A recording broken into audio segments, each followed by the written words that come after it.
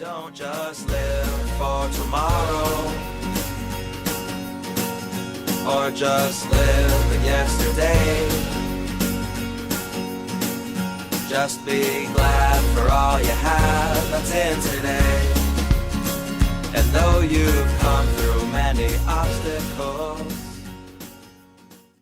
Hey everyone, Connie here, and welcome to my blind reaction to episode 2 of Chucky. Yeah, we are finally continuing this after our first impressions reaction to the first episode, and I'm excited. I actually really enjoyed the first episode of this series. Though I kind of enjoyed the Child's Play movies, so it kind of makes sense. Now, I know this is a very different type of series from what we were reacting to last on Fridays, being placed further than the universe. But that's kind of the point. I wanted to change things up. We just had something super wholesome and nice and gentle and friendly. Let's go in the complete opposite direction, you know? So, yeah, I don't really know where this goes. But I am pretty excited to find out. I think Chucky is a very underrated horror movie villain. You always hear about the Jasons and the Freddys and Leatherface and whatnot. But, people seem to rarely talk about Chucky. Yeah, there was a little more discourse, when this series came out and everything. But Chucky is just very often, left to the wayside. Even Ghostface from the Scream movies gets a lot more attention. And I think that's very unfair that Chucky is left behind a lot of the time. Because it's just, he's actually much more entertaining than most of the others. You want a horror movie villain who blends comedy and horror well? Chucky is a great example of that. I mean, Ghostface, in a way, can be considered that too, considering the Scream movies are satirical in nature. But it's Chucky is a way better blend of that than, in my opinion, Freddy Krueger ever was. And as I've stated in the past, it's Robert Englund does a fine job. A great job, even. But the movies and the writing and the dialogue are not great. They just really aren't. With the exception of the remake, but that wasn't even Robert Englund as Freddy. That was Jackie Earle Haley, who was much more threatening, and there was still some comedy in that. It was lessened, and it was made more believable. In the ones with Robert Englund as Freddy, it's too cheesy. It's too cheesy, and it just doesn't feel right. Maybe that's just me. In fact, it probably is just me, because I know that's a very unpopular opinion. But again, I think Chucky handles that balance a lot better. Yeah, realistically speaking, how scared would you be of a doll? It's you could just punt kick that shit. But it's that's the comedic part of it. It is ridiculous. But Chucky himself can also come across as surprisingly threatening at times. Because he's a doll. Because even though, yeah, it's realistically you could easily take him out, it's the fact is you're not, the characters, the victims and all, don't expect it. That's the point. They're not expecting that this doll is going to kill them. So they're not going to be reacting in a more logical way. They're going to be freaked out and shaken, especially because dolls in general are a common fear. People are freaked out by dolls.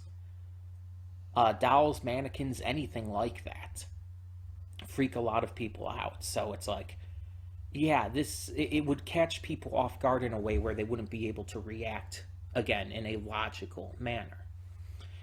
So yeah, I've always been fine with it. Chucky is very entertaining as a character. Always has been.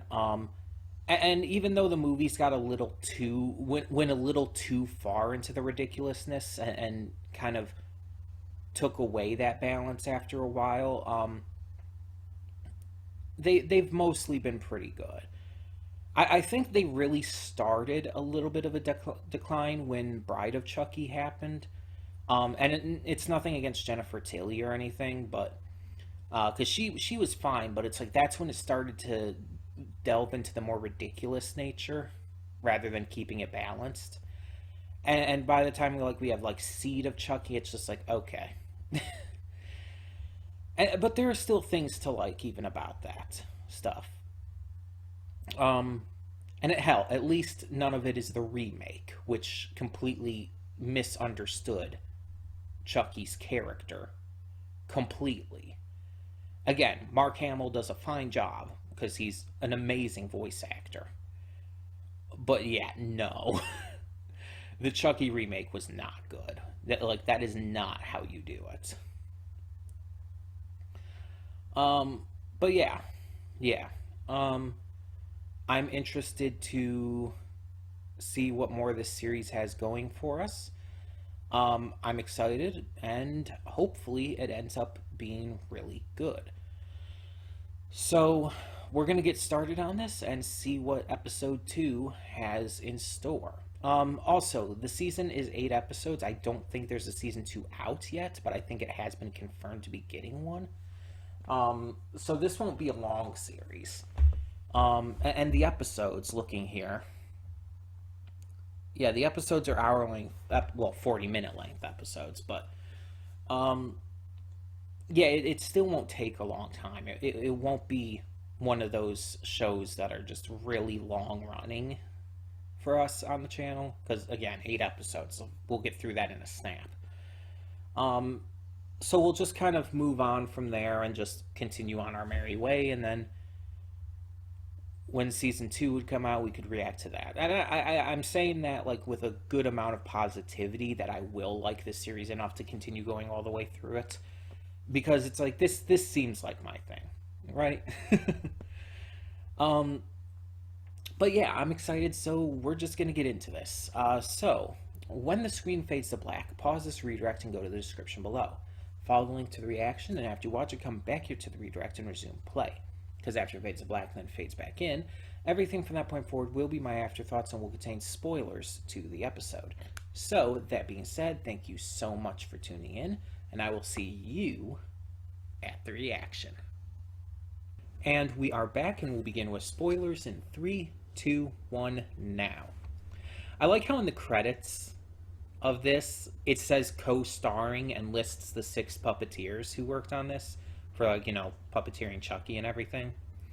Like, because you don't see them or anything. You see what they do. You see, like, their influence on the series, but you don't actually see them. But it still goes out of its way to give them the proper credit. And I really actually like that. So, yeah, we have our second episode here. And yeah, it was, again, really good. Chucky continues to, both the series and the character, walk the line between good horror and good comedy. It balances it out really well, and I really enjoy it. Brad Dourif, he just holds your attention as Chucky. Like, even though it's mostly just his voice along with the CG and puppeteering of the actual, you know, doll itself, Brad Dourif with his voicing just commands your attention. He's very charismatic in his portrayal of the character, and has been pretty much since the very first movie.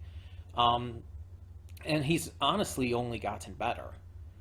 I like how the story is developing here too, because like we have natural fallout and effect from the first episode, and seeing how it affects not only Jake but everyone around him, even to the point where the cops are starting to suspect Jake, and even Junior to a degree.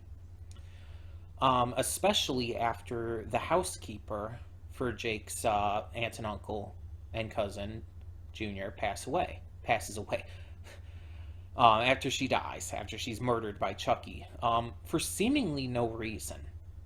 Like, it seems like most of the people on Chucky's list seems to be people who have either wronged him or Jake or have just annoyed him. Like Lexi, it's like I get why she would be on his list. Even though I don't agree that she deserves to die or anything like that. She definitely does not, especially as we see with all of the clear emotional shit she's going through. Um, and yeah, some of the things she's doing is very fucked up. Doing the Halloween costume thing she pulled, like that is extremely fucked up. But at the same time, it's not worthy of death. As I said in the reaction, it's almost, I wouldn't say impossible, but it's very hard for someone to actually, in my opinion, deserve to die. It's very hard for someone to deserve to die because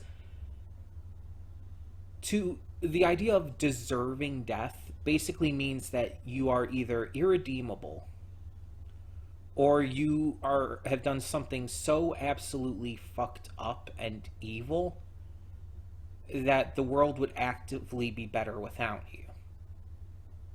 And again, very few people, I'd say in the entire history of this world, truly deserve that. Obviously, the big example would obviously be Nazis. Like, yeah, of course, Nazis, like, their lives are just kind of not really, they don't matter. But it's like, most people, even most criminals, aren't like that. And the thing is, it's like, these characters, as much as they do some fucked up stuff in here, they haven't really gone that far. And especially considering we as viewers have definitely seen that even some of these characters who do some of this fucked up shit are going through their own struggles. Lexi being a big one in this episode, but also Junior, kind of both of them as examples. Junior is clearly dealing with a lot. He's got some issues he's working out, and he's definitely he's having trouble with everything going on. And it's very clear that he's not fully a bad guy, but that he feels like he almost needs to defend himself in his house against what he sees as an intruder at this point. But also, like, there's maybe some other deep-seated issues that have caused him to become the way he has. Because he was very homophobic, honestly, even beforehand, even before Junior ended up, or before Jake ended up moving in with him. And Lexi, like, yeah, she seems like, again, just your typical minor level mean girl at first, but then it's like she only does this after she's, again, quote unquote, bullied by Chucky during the talent show. She's called out and, you know, gotten to a point where she is really upset and hurt by it. And it makes it very clear in this episode that it genuinely did hurt her. And that's why she did what she did. Now, of course, that's not equatable. What she did is much worse. But she feels hurt, and that combined with parents who are honestly kind of pieces of shit to her, in a very passive-aggressive way most of the time, which is just very upsetting in and of itself. But also, when you have a little sister who's, like, super gifted, like, she's an artist, again, she has an eidetic memory, and your parents are clearly not just favoring her, but, like, practically worshipping her. It's like, I can see why Lexi has some of these issues that she does. And I honestly, I really hope that she doesn't die, because I honestly can see a lot of potential with her character going forward. And the ending here kind of seems to imply that Jake is, like, being manipulated by Chucky and he's going to kill her or something, or he's going to just kill someone eventually. I don't think that's where it's going to end up going. I think maybe he's going to think about it and possibly, like, even almost do it, but he's going to rein himself back in maybe with the help from his friend. Um, but yeah, there's a lot to deal with. And then there's his friend's mom. I don't remember his friend's name, by the way. His friend's mom, the cop, who finds out about Chucky's involvement with things when she finds out that Chucky delivered an apple with a razor blade in it to this lady. And she's like has the like bleeding mouth and everything, which we saw as like a trick from Charles's childhood. He got an apple with a razor blade in it in his childhood, and because I guess he was just fucked up from like a very young age, he just bit right into it and let it cut open his mouth and shit. And it's like, oh, okay, sure, like that's a thing. Um, but yeah, I'm thinking though that unfortunately this is going to cause her to blame Jake. Although, from what this lady is saying, it was Chucky who was actively doing it, not like Jake. No one else was there with Chucky, so I'm wondering exactly where they're going to take this. If Jake is going to be blamed, that I feel would be a little stereotypical, a little generic, but it depends on how it's done. I feel. Um, we'll have to see if it is done that way. It might not be. Um, and then there's the Halloween party itself, which like they don't really spend much time with. Like the party itself is just kind of meh. Um, but it's really not about that anyways. Um, and they kind of dance around the issue as well in this episode with Jake during this party, like whether or not he's going to tell his friend about it. And again, I say friend, but he's not. They're not well, like really friends yet. They it seems that they want to be, and obviously Jake has a thing for him. But it's like I don't know. We'll see how that relationship dynamic goes going forward. It's I wish I just remembered his name, honestly. Would probably be a little easier. Um, but yeah, so the two of them like have like kind of will they won't they tell and everything, and all Jake just keeps telling him is like you won't believe me even if I tell you, and he's like just try me. You never know. And it's like again, this kid seems like he's more in tune with the supernatural anyway, so maybe he will. Um, there's also that scene that was just really fucking funny of Chucky hiding under the bed trying to kill Lexi, and it's like every time he stabs through the bed, they like move out of the way right in time and stuff, and in all these ways they either roll to the side or like sit up or whatnot, and it's just like you even hear like Chucky groan afterwards, and it's like that is just really funny, just genuinely really funny. It was just the way that it was perfectly done.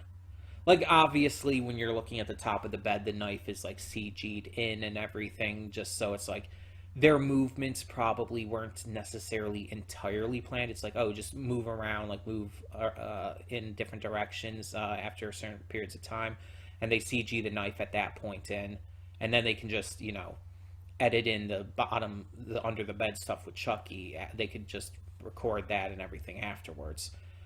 Um, so that's fairly understandable in how they happen to do that. It's just I just really thought that was good. um, and yeah, I want to know more about Lexi's little sister, Caroline. Because we see again, she's an artist. She has an eidetic memory, and there are hints that she might be autistic. I'm not going to just assume, but there are hints there. And if that is the case, that's really interesting.